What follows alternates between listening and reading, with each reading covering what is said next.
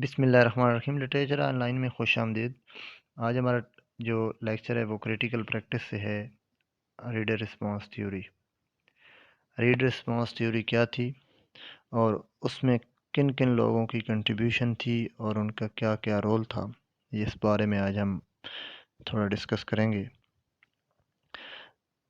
Text पढ़ते हैं और टेक्स्ट के साथ साथ मैं इसकी जो है ना लाइन टू लाइन ट्रांसलेशन भी करूँगा और साथ मुश्किल जो लाइंस हैं उनको आसान करके भी बताऊँगा।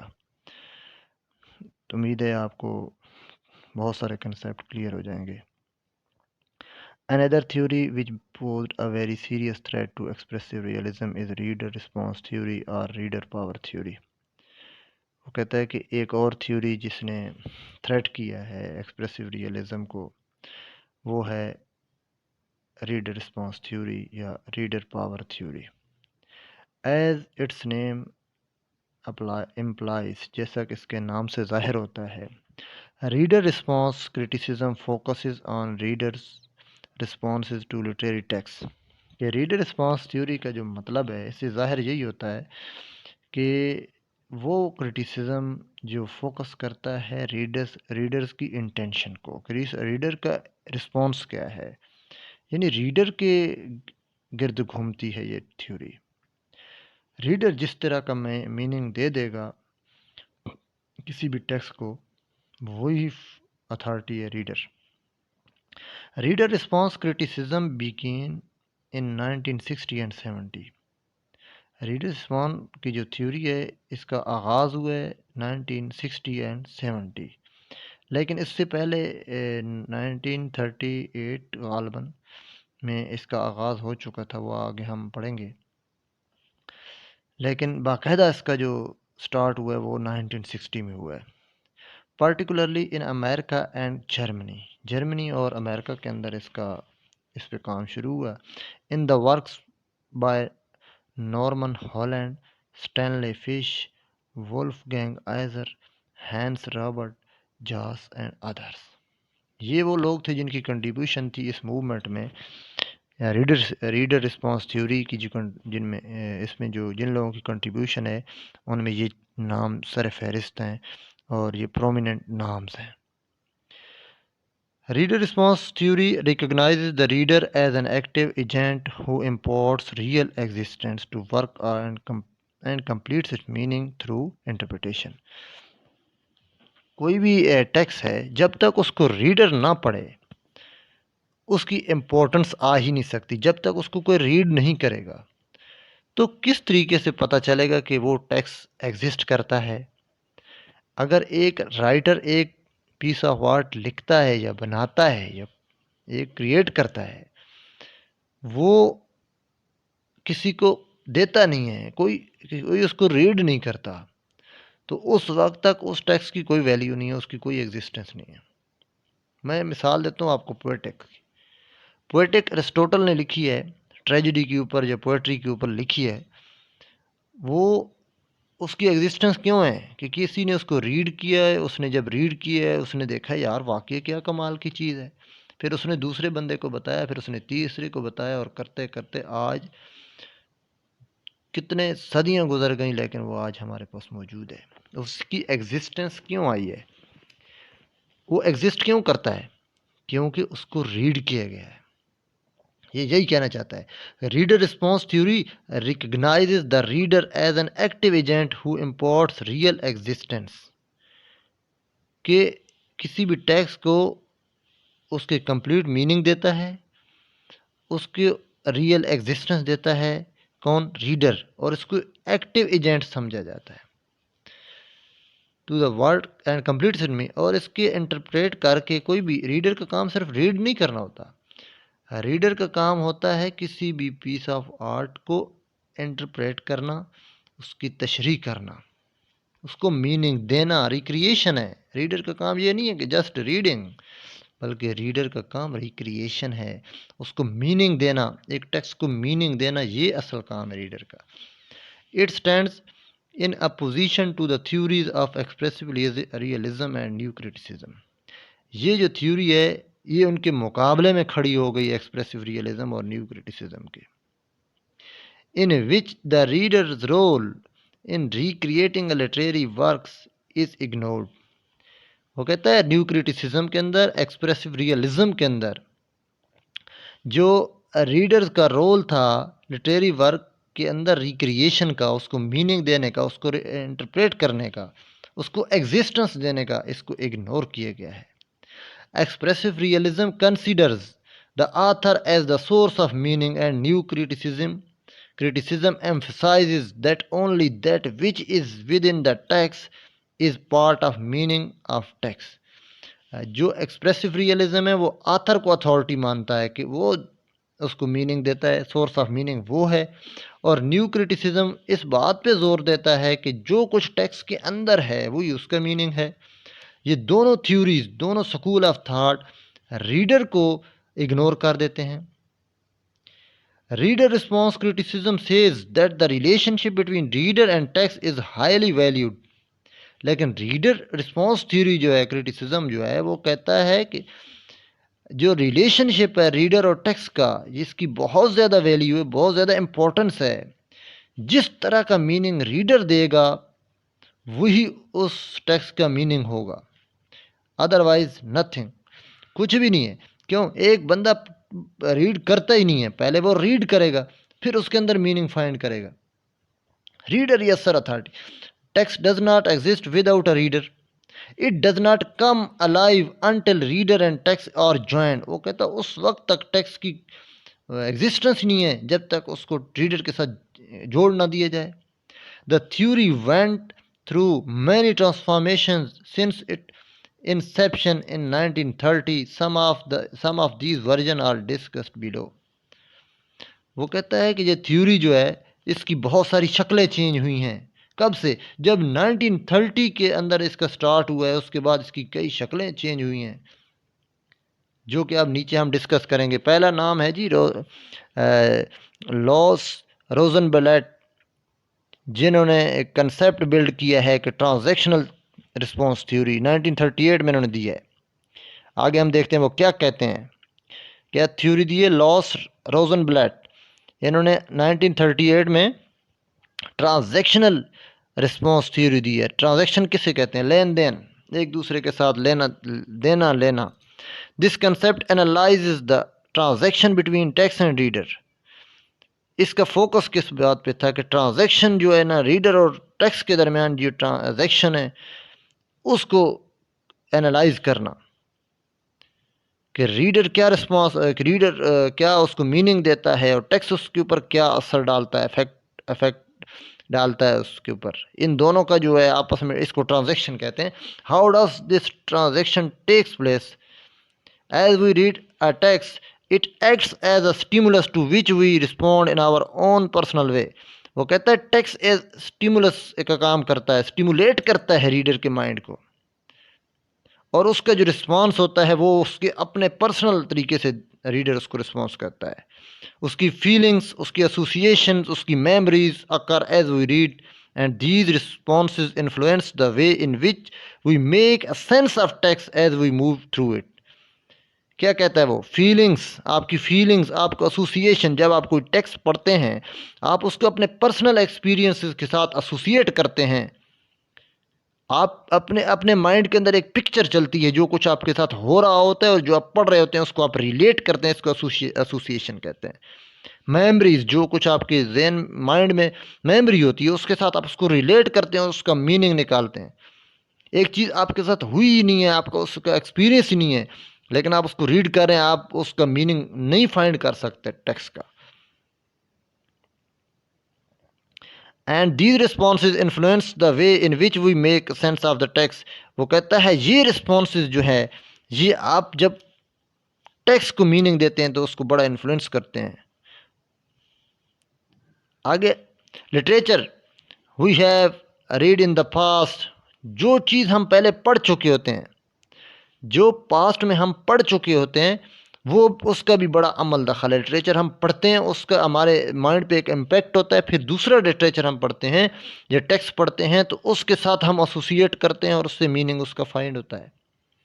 The total sum of our accumulated knowledge, और जो कुछ हमारे पास नॉलेज होता है उसके भी ऊपर उसको भी इन्फ्लुएंस करता है और उससे भी मीनिंग फाइंड हम करते हैं जो मौजूदा टेक्स्ट हम पढ़ रहे होते हैं। एक बंदा है जो उसने बुक पढ़ी हुई है, उसको कुछ चीज़ें पता है, उसको उसकी कंसेप्ट पता है, वो दूसरी बुक जब पढ़ेगा तो वो अच्छे तरीके से उसका मीनिंग फाइंड कर लेगा बनिस्बत उस बंदे के जिसने कोई बुक पढ़ी ही नहीं। And even our current and physical condition and mood will influence us as well. इसके साथ साथ हमारा मूड उस टाइम क्या है, हमारा क्या उस टाइम फीलिंग्स क्या हैं, हमारी कंडीशन क्या है, वो भी बहुत ज़्यादा डिपेंड करती है। During process of reading we can also correct और रिव्यू आवर इंटरप्रिटेशन। वो कहता है जब हम पढ़ रहे होते हैं तो साथ साथ हम अपनी इंटरप्रिटेशन को रिव्यू भी कर रहे होते हैं, साथ साथ उसको हमें पता चल रहा होता है कि यार हम इसका सही मीनिंग इंटरप्रेट कर रहे हैं या नहीं कर रहे, साथ साथ हम उसको वैल्यूएट भी कर रहे होते हैं। But for this transaction between the text and reader to occur our approach should be aesthetic and we should not read a literary text just to collect information. Aesthetic क्या होता है, जब आप किसी कोई भी रीडिंग करते हो तो आप उसको एंजॉय भी करना चाहिए, उसकी जो मालियती जो उसके अंदर एक कुव्वत है उसको भी समझना चाहिए, ना कि जस्ट इंफॉर्मेशन इकट्ठी करने के लिए। This approach will also differentiate between two kinds of meaning. ये जो अप्रोच है, ये दो किस्म के मीनिंग इसके अंदर आते हैं। कौन सी अप्रोच है? ये ट्रांजैक्शनल रिस्पॉन्स थ्योरी जो है, लॉस रोजनब्लैट की जो अप्रोच है ना, इसके अंदर ये दो किस्म की मीनिंग हमें बताता है लॉस रोजनब्लैट, डिटर्मिनेट एंड इनडिटर्मिनेट। आज आगे हम मज़ीद इसकी पढ़ते हैं कि इनडिटर्मिनेट क्या होता है और इनडिटर्मिनेट क्या होता है। मैं थोड़ा सा आपको पहले बता देता हूँ कि इनडिटर्मिनेट वो होता है मीनिंग जो एक मीनिंग ना निकले बल्कि एक रीडर का वो अपने उसको माइंड इस्तेमाल करते हुए उसको मीनिंग निकाले। एक होता है सिंपल मीनिंग जो कि हर बंदे को पता है कि जी इसका मीनिंग ये है, उसको डिटर्मिनेट कहते हैं कि जो पहले से तयशुदा है। और जो एक मीनिंग हर बंदा उसका डिफरेंट ले उसको इनडिटर्मिनेट मीनिंग कहते हैं। Determinate meaning refers to plain fact mention in the text while indeterminate meaning is the meaning that is not directly mentioned and invites the readers to create their own interpretation. Different readers come up with different interpretation, but all interpretations are not acceptable. वो कहता है जो simple plain fact mention होता है किसी भी text में उसको डिटर्मिनेट मीनिंग कहते हैं, लेकिन जो इनडिटर्मिनेट मीनिंग है उस वो डायरेक्टली मेंशन नहीं होता बल्कि वो रीडर को इनवाइट करता है कि आप अपनी इंटरप्रिटेशन दो उसको। और डिफरेंट किस्म के लोग उसको डिफरेंट तरीके से इंटरप्रेट करते हैं और वो हर ज़रूरी नहीं है कि वो उन सब का एक्सेप्टेबल हो। नंबर 2, उसके बाद दूसरी जो है एक और अप्रोच है, हम उसको स्टडी करने की कोशिश करते हैं। Another version of reader response theory uphold that text itself is nothing and the reader constructed through the process of reading. एक और अप्रोच है, एक और थ्योरी है जो कहती है कि टेक्स्ट खुद कुछ भी नहीं है बल्कि रीडर इसको कंस्ट्रक्ट करता है, रीडिंग के बाद इसको मीनिंग देता है। दस this approach pays specific attention to the stylistic devices of given text, that how these devices affect the mind of the reader. ये स्टाइलिस्टिक डिवाइस है कि किस तरीके से कौन सी डिवाइसेस रीडर के माइंड को इफेक्ट करती हैं। The meaning of the text does not consist of the final conclusion we draw about what the text says, rather the meaning of the text consists of our own experiences of what the text does to us as we read it. वो कहता है जो text का meaning है वो खुद उसका कोई भी फाइनल कंक्लूजन नहीं निकलता बल्कि हम उसका ड्रा करते हैं कि टेक्स्ट क्या कह रहा है, बजाय इसके कि जो टेक्स्ट का मीनिंग है वो उसको उसके अंदर मौजूद हो, बल्कि नहीं हम अपने एक्सपीरियंस से उसको बताते हैं कि टेक्स्ट हमें क्या कहना चाहता है जब हम उसको पढ़ते हैं। But some of the reader response theorists reject this approach and says that text does not contain any meaning at all. It is the reader who constructed the meaning. The subjective response of the reader should be consider as a sole source of meaning. ये आगे लेकिन जो theorist थे reader response वाले वो कहते हैं कि ऐसा नहीं है कि टेक्स्ट हमें मीनिंग दे रीडर के, बल्कि उस रिस्पॉन्स से हम मीनिंग निकालें जो टेक्स्ट रीडर के माइंड पे डाल रहा है। ऐसा नहीं है, बल्कि टेक्स्ट को मीनिंग ही रीडर देता है। स्टाइलिस्टिक अप्रोच यही है कि जो रीडर के माइंड पे टेक्स्ट ने असर डाला है हम उसको स्टडी करके उसका मीनिंग निकालें। बल्कि जो रीडर रिस्पॉन्स थ्योरिस्ट थे उन्होंने इसको रिजेक्ट किया। वो कहते हैं कि रीडर के माइंड को टेक्स्ट अपना असर डाल के मीनिंग नहीं देता, बल्कि रीडर ही है जो इसको कंस्ट्रक्ट करता है मीनिंग को। सब्जेक्टिव रिस्पॉन्स है, मतलब रीडर मुख्तलिफ मीनिंग उसको दे रहे हैं। सब्जेक्टिव रिस्पॉन्स इसी को कहते हैं। सब्जेक्टिव रिस्पॉन्स क्या होता है कि हर एक डिफरेंट बंदे के ऊपर टेक्स्ट का डिफरेंट इम्पैक्ट है और वो उसका डिफरेंट मीनिंग ले रहा है। यही सब्जेक्टिव अप्रोच है ना। आगे तीसरा है Norman Holland introduce another concept in reader response theory which is based upon psychoanalysis। Norman Holland जो है ना वो कहता है, वो साइको एनालिसिस करता है कि रीडर्स की नफ्सियात क्या है, रीडर किस तरीके से उसको लेता है। एक बंदा है उसको एक करेक्टर को रीडर पसंद ही नहीं करता, जब वो टेक्स्ट के अंदर उस तरह का एक करेक्टर आ जाएगा तो वो उसको भी रीडर रिजेक्ट कर जाएगा उसकी साइकोलॉजी की बेस पे। इसमें ये इस तरह के यही चीज़ डिस्कस की गई है नॉर्मन हॉलैंड की तरफ से। Norman Holland believes that we react to literary texts with the same psychological responses we bring to events in our daily lives। कि जिस तरीके से हमारे साथ वाक़या हुआ होता है सेम उस तरह का वाक़या अगर टेक्स्ट में हम स्टडी करेंगे तो हमें उस वाक़े से नफ़रत होगी। बेशक उसके रिज़ल्ट आखिर में अच्छे ही क्यों ना निकले, बल्कि हम पहले से एक हमारी ओपिनियन बन जाती है उसके बारे में कि यार ये तो एब्सर्ड है।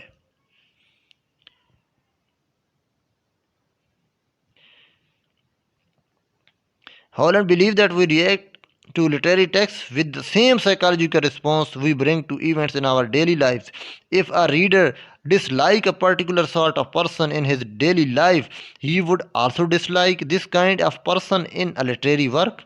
मैं पहले बता चुका हूँ कि जिस शख्स को वो डेली लाइफ में पसंद नहीं करता उस तरह का करेक्टर अगर लिटरेरी वर्क के अंदर आ जाएगा तो उसको भी वो डिसलाइक करेगा, क्योंकि उसका माइंड बन चुका है, उसकी साइकी बन चुकी है इस चीज़ की।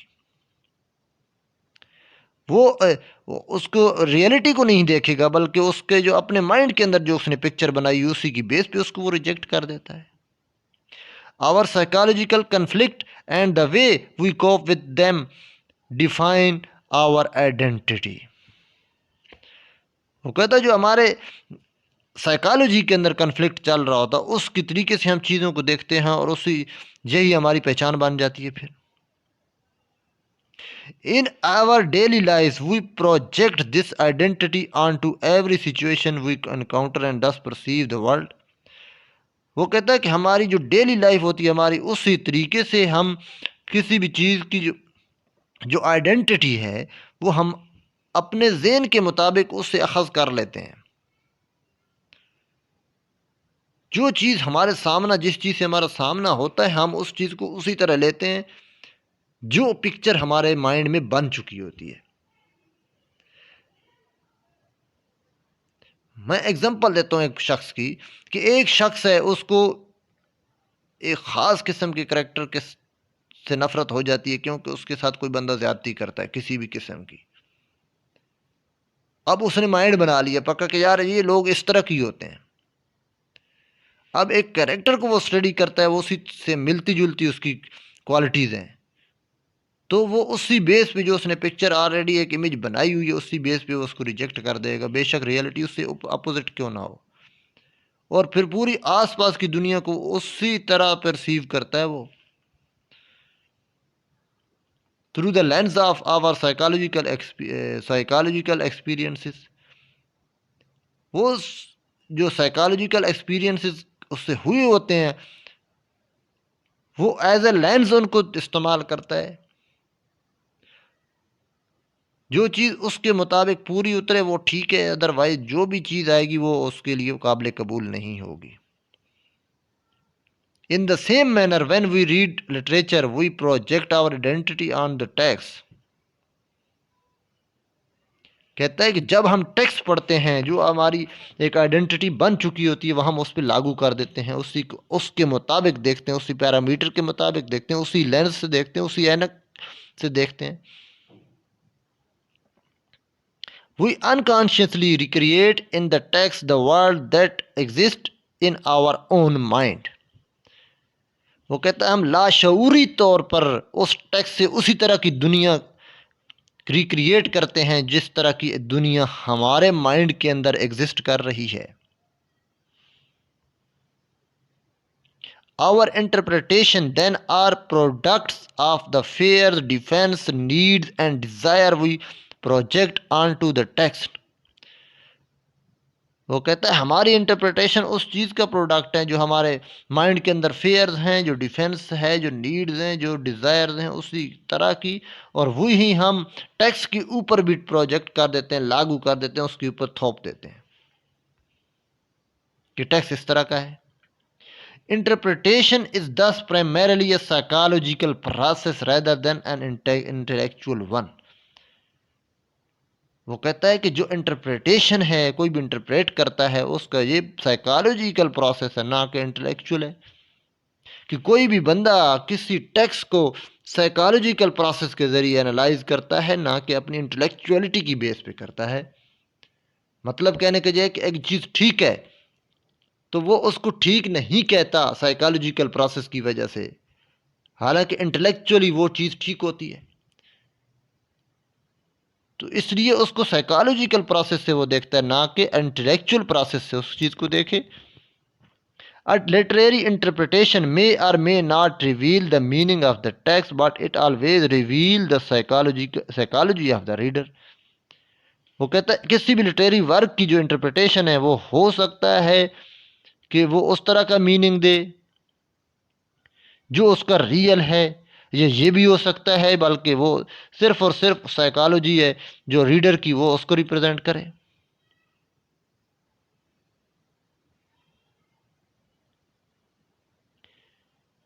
लिटरेरी इंटरप्रिटेशन मे और may not reveal the meaning of the text. वो कहता है लिटरेरी इंटरप्रिटेशन हो सकता है टेक्स्ट का मीनिंग निकाले, हो सकता है ना भी निकाले,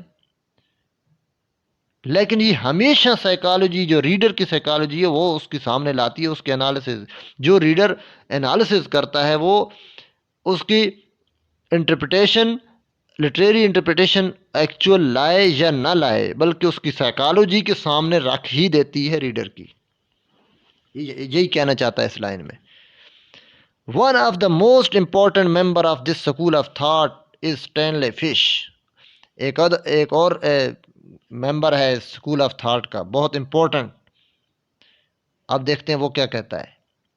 the emphasis on the experience of reader is fundamental to Fish position. Fish जो है वो यही कह रहा है कि जो रीडर का रिस्पॉन्स है, रीडर का जो एक्सपीरियंस है उसकी बहुत ज़्यादा इंपॉर्टेंस है, फंडामेंटल, उसकी बुनियादी पोजीशन है, फंडामेंटल पोजीशन है फिश के नज़दीक।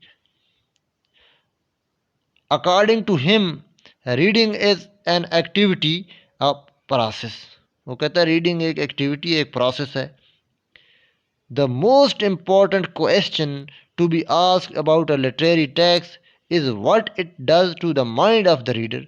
वो कहता है एक सबसे अहम क्वेश्चन है जो कि पूछा जा सकता है, पूछना चाहिए भी, पूछा जा सकता है किसी भी लिटरेरी टेक्स्ट के बारे में कि ये उस रीडर के माइंड के साथ क्या करता है। तो उसका जवाब स्टैनले फिश देता है कि कोई भी टेक्स्ट रीडर के माइंड के साथ करता है, वो दलाइल देता है, हम आप पढ़ते हैं। He argues that a text should be constructed in such a manner that it should not fulfill the expectation of the reader. बड़ी मज़े की बात कर रहा है। वो कहता है कि टेक्स्ट को इस तरीके से कंस्ट्रक्ट नहीं करना चाहिए राइटर को कि वो जिस तरह का टेक्स्ट रीडर एक्सपेक्ट कर रहा हो कि इस तरह का होना चाहिए वही हो, इस तरह नहीं होना चाहिए। बल्कि वो उसकी एक्सपेक्टेशन को फुलफिल ना करे। It should challenge Instead, it should challenge the reader to confront new problem, difficulties, and questions which cannot readily be resolved. वो कहता है कि बल्कि इसको रीडर के लिए चैलेंज बनना चाहिए, उसके मुकाबले में प्रॉब्लम्स खड़े करने चाहिए, उसके सामने डिफ़िकल्टी पैदा करनी चाहिए और उसके सामने क्वेश्चन रखने चाहिए और जिनका जवाब वो आसानी से ना दे सके। इससे क्या होगा, जब रीडर के सामने टेक्स्ट आएगा और रीडर को समझ नहीं आएगी कि इसका मतलब क्या है, वो सोचेगा। स्टैनली फिश यही कहना चाहता है कि रीडर को सोचने पे मजबूर करे वो टेक्स्ट, ना कि जिस तरह का वो चाहता है उसी तरह का उसके सामने मीनिंग आते जाए। ऐसा नहीं है, बल्कि उसको चैलेंजिंग टेक्स्ट होना चाहिए ताकि उसकी जो थॉट है थॉट प्रोवोकिंग हो। रीडर का जो टेक्स्ट जो है वो थॉट प्रोवोकिंग होना चाहिए, वो रीडर को सोचने पे मजबूर कर दे। आसानी से जो क्वेश्चन रेज करता है वो टेक्स्ट, वो आसानी से रीडर उसका जवाब ना दे सके। Which can not readily be resolve, वो आसानी से हल ना हो सके मसला उसका। On the basis of this argument he divides literary text into two categories. Stanley Fish literary text को दो कैटेगरीज में डिवाइड करता है। कौन कौन सी? First kind of text he calls rhetorical and the second is dialectical. पहला rhetorical है, खतीबाना ऐसे कहते हैं, जो कि हमारे माजरत के साथ जो खतीब होते हैं वो जिस तरह तकरीर कर रहे होते हैं, बड़ी आसान सी और बड़ी दिल में बैठने वाली, आसानी से हम सुनते हैं ना, जब किसी भी कोई भी खुतबा जब हम सुनते हैं बड़ी आसानी से समझ आ रहा होता है और हमारे दिल में बैठ रहा होता है, वो रिटोरिकल कहते हैं उसको। दूसरा डायलैक्टिकल होता है, दलाइल की बेस पे। दलाइल क्या होता है? एक बंदा कोई प्रोपोजिशन देता है, दूसरा उसकी अपोजिट देता है, दोनों का जब क्रॉस क्वेश्चनिंग होती है तो एक नतीजे पे पहुंच जाते हैं। इसको डायलैक्टिकल कहते हैं। डायलैक्टिक्स, हैगल के डायलैक्टिक्स बड़े मशहूर हैं। हैगल ने डायलैक्टिक्स का वो दिया था कंसेप्ट। डायलैक्टिकल एक क्रॉस क्वेश्चनिंग होती है इससे, और एक स्टेटमेंट फिर उसकी अपोजिट स्टेटमेंट, फिर उस स्टेटमेंट को रिजेक्ट करने के लिए फिर एक और स्टेटमेंट आती है, थीसिस एंटी थीसिस, ये इस तरह का चीज़ें हैं। इसको डायलैक्टिकल कहते हैं। दो किस्म के टेक्स्ट हैं, लेकिन स्टैनली फिश जो है डायलैक्टिकल टेक्स्ट को ज़्यादा फोकियत देता है, अहमियत देता है। बल्कि ये यहाँ तक कहते हैं कि जब एक राइटर टेक्स्ट लिख रहा हो तो कुछ स्पेसेस छोड़ दे, कोई भी वाक़या होता है आगे उसके डॉट डॉट डॉट, ताकि रीडर जो है वो आगे खुद सोचे कि आगे क्या होगा, वो फिर खुद अपना मीनिंग निकाले। रीडर के पास एक चांस हो कि वो मुख्तलिफ़ किस्म की मीनिंग उसको दे सके, वो सोचे और डिफरेंट मीनिंग वो देगा, तो इससे इम्प्रूवमेंट आएगी।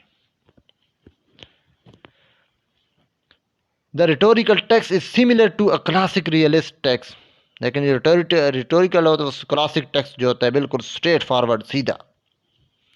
There is a problem and throughout the narrative the writer withhold the vital information. लेकिन इसमें क्या होता है, इसमें एक मसला है। वो कहता है कि इस थ्रू आउट नरेशन के दौरान राइटर कुछ अहम इंफॉर्मेशन अपने पास रखता है, और इस टेक्स्ट को एनालाइज करने के लिए फिर हमें उसकी लेटर पढ़ने पड़ते हैं, उसकी बायोग्राफीज पढ़नी पड़ती हैं, उसकी लाइफ स्टडी करना पड़ता है, उसकी आइडियालॉजी को समझना पड़ता है कि किस किस्म के दौर में रहा है, उस टाइम किस किस्म के मसले मसाइल थे, सोसाइटी की आइडियालॉजी क्या थी, पॉलिटिकल कंडीशन क्या थी, उस टाइम की जो सिनेरियो क्या था, रिलीजियस कौन सी आइडियालॉजी उस टाइम एग्जिस्ट करती थी। सारी चीज़ को हम स्टडी करना पड़ता है। वो कुछ चीज़ें अपने पास रखते थे राइटर, फिर उसको मज़ीद आगे क्रिटिकली एवेल्युएट करके फिर लोगों पे अपना पॉइंट ऑफ व्यू पहुंचाते थे। Only some of the information is revealed which is just enough to keep the reader interested. और सिर्फ उतनी इंफॉर्मेशन देते थे जिससे रीडर का जो इंटरेस्ट है वो बिल्ड उसके अंदर मौजूद रहे. As the narrative moves on the suspense elements increase. उसके बाद जब नरेशन आगे बढ़ती थी, उसको जब बयान किया जाता था, मूव्स करते थे आगे, तो उसके बाद सस्पेंस का एलिमेंट उससे बढ़ता था. The reader is following that path which is set up by the writer. और रीडर उसी रास्ते पे चलता था जिस रास्ते पे उसको राइटर लेके जाना चाहता था. अपनी कोई सोच नहीं होती थी रीडर की कि उस खुद बिल्कुल अपनी सोच, अपना माइंड यूज़ नहीं करता था. जिस तरीके से उसको राइटर जिस तरफ लेके जाना चाहता था उसी तरीके से रीडर जाता था.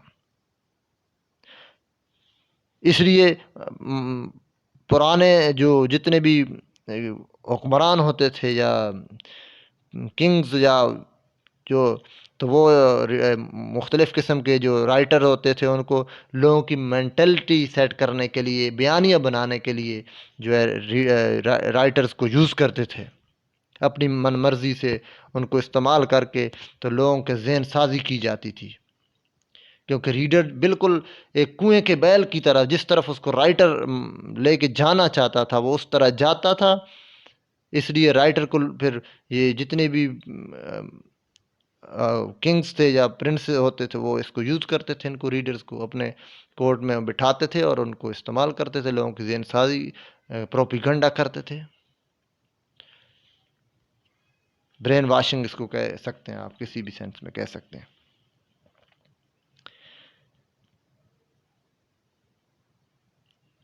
The reader is following the path which is set up by the writer. He is not involved in the text himself. बल्कि वो टेक्स्ट के ऊपर खुद इन्वॉल्व नहीं होता था, ना उसको खुद अपनी तरफ से मीनिंग देने की कोशिश करता था. He only knows what the writer wants him to know. वो सिर्फ उतना जानता था जितना राइटर चाहता था कि इसको पता होना चाहिए. इससे आगे वो ना सोचता था, ना इस तरह की सूरत हाल बनती थी कि वो सोचता. वो उसी टेक्स्ट के अंदर मगन रहता था और उसी के मुताबिक उसके अंदर ढल जाता था. Just like a classic realist text there is illusionism, hierarchy of discourse and closure. उसके अंदर एल्यूजन होती थी, हायरार्की होती थी डिस्कोर्स की, और क्लोजर होता था. In the hierarchy of discourse, the writer expresses his own point of view, which is in fact the ideology of social information. Hierarchy of discourse में क्या है? वो कहता है राइटर वही कुछ बयान करता था जो उसका अपना पॉइंट ऑफ व्यू होता था, जो उसकी अपनी आइडियालॉजी होती थी.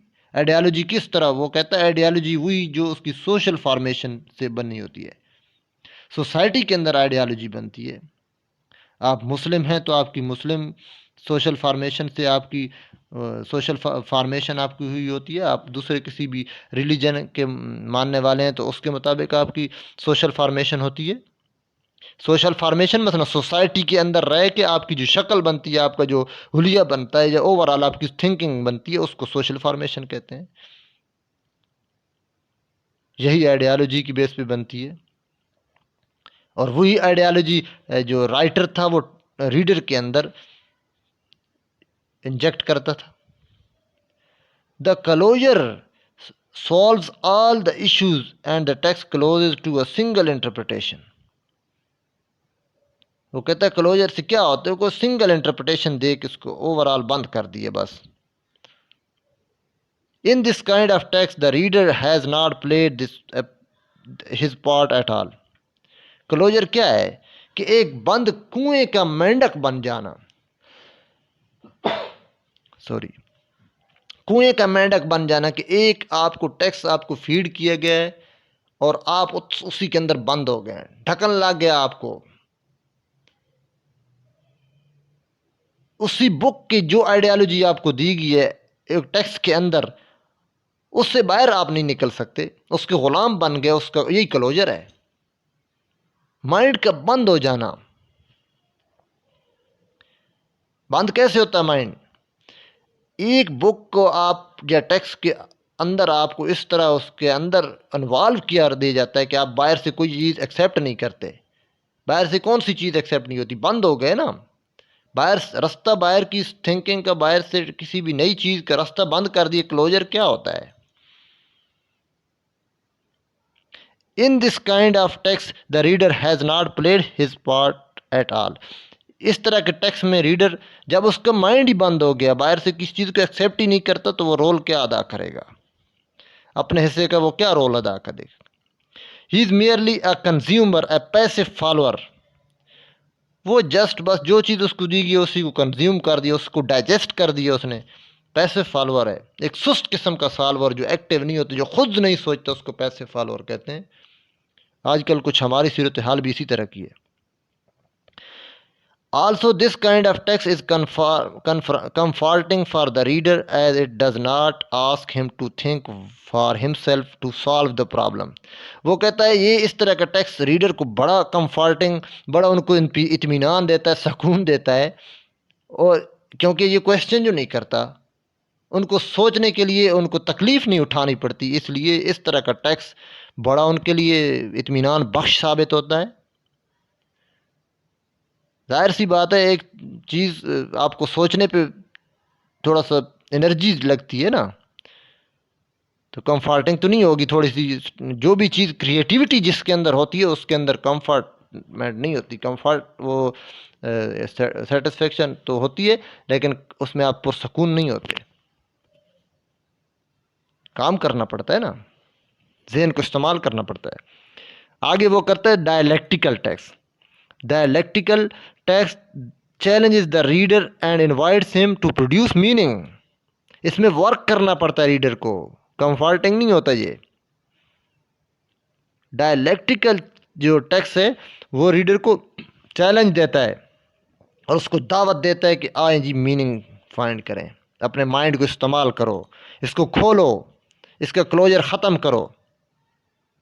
It ask the reader to analyze all his belief and practices.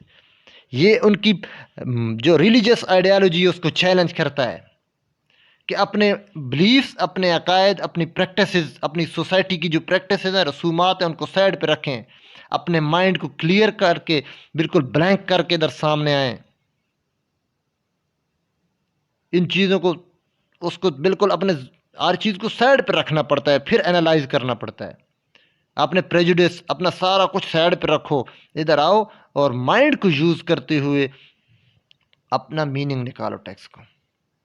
फिर रियलिटी, फिर असल मीनिंग सामने आता है।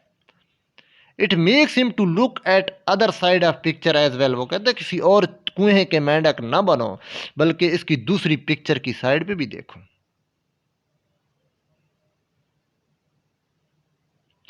It is didactic in special sense as it does not preach the truth but ask its reader discover the truth for themselves. किसी लिहाज से वो कहता है ये डायडेक्टिक ही है जो टीच करता हो, और ये सिर्फ तबलीग नहीं करता सच्चाई की कि सच्चाई बोलनी चाहिए, बल्कि ये कहता है कि आएँ और डिस्कवर करके दें कि सच्चाई है क्या। This discovery of truth can be disturbing for the reader as he has to question his beliefs and opinions. बहुत इंपॉर्टेंट बात लिखी है कि सच को ये तलाश जब किया जाता है, ये डिस्टर्बिंग भी हो सकता है जो रीडर है उसकी ओपिनियन, जो बिलीफ्स जिनको वो फॉलो कर रहा है, उसके बाप दादा फॉलो कर रहे हैं, उसको क्वेश्चन कर दे, उसके ऊपर सवालिया निशान डाल दे, तो उसके लिए डिस्टर्बिंग हो सकता है, उसको हर्ट कर सकता है। The end of the dialectical experiences is conversion as a reader emerges as the transformed being. वो कहता है डायलेक्टिकल एक्सपीरियंस के जो है, इससे क्या होता है, रीडर एक ट्रांसफॉर्म्ड बीइंग, एक नई चीज़ बन के सामने आता है, बदली हुई चीज़, ट्रांसफॉर्म्ड बीइंग। बीइंग क्या होता है, कोई भी जान, कोई भी वजूद, उसको बीइंग कहते हैं। कहता है इससे रीडर का जो वजूद है वो एक चेंज किस्म का वजूद सामने आता है, एक उभर के नई चीज़ सामने आती है। The reader recognises the contradiction inherent in the text, and these contradictions lead him to produce a critique of ideology. वो कहता है रीडर रिकग्नाइज करता है जो उसके अंदर कंट्राडिक्शंस होती हैं टेक्स्ट के अंदर जो पहले से मौजूद होती हैं, और यही कंट्राडिक्शन उसको ले जाती हैं कि वो आइडियालॉजी का क्रिटिक बन जाता है। उस आइडियालॉजी जिसको वो अंधाधुंध फॉलो कर रहा था उसका क्रिटिक बन जाता है, उसके फ्लॉज को सामने लाता है, उसकी जो उसके अंदर जिस किस्म के भी मसले हैं वो सबको सामने ले आता है। Fish has called it dialectical synthesis. Sorry, Fish has called it dialectical because it works on the principle of thesis, antithesis and synthesis. Thesis क्या होता है? एक स्टेटमेंट आई, उसके अपोजिट एक स्टेटमेंट आई। एक स्टेटमेंट जो आती है उसको थीसिस कहते हैं, उसकी अपोजिट जो आती है उसको एंटीथीसिस कहते हैं। इन दोनों का जब ब्लेंड होता है तो उसके बाद सिंथेसिस होता है, क्योंकि दोनों का जब टकराव होता है, इख्तिलाफ जब होता है, तो इनके टकराव की वजह से जो है ना रियल चीज सामने आ जाती है, उसको सिंथेसिस कहते हैं। The readers point of view is thesis and the text make him look at another point of view which is opposite to his own and this become antithesis.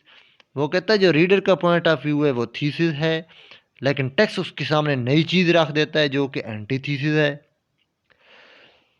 Sorry, the synthesis is the blend of these two positions where the reader come to produce his own version of truth।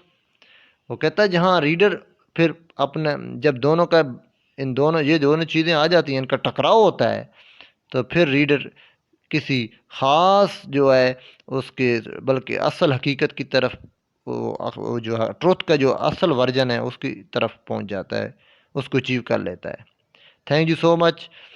हमारे channel को subscribe भी करें, share भी करें और likes भी हमारी videos को करें। अगर किसी किस्म का इसमें कोई बात समझ नहीं आई तो कमेंट सेक्शन में ज़रूर बताएं, हम मज़ीद इसमें बेहतरी लाएंगे। और इसके अंदर किसी किस्म की अगर कमी रह गई है तो वो भी हमें कमेंट सेक्शन में ज़रूर बताएं। बहुत शुक्रिया।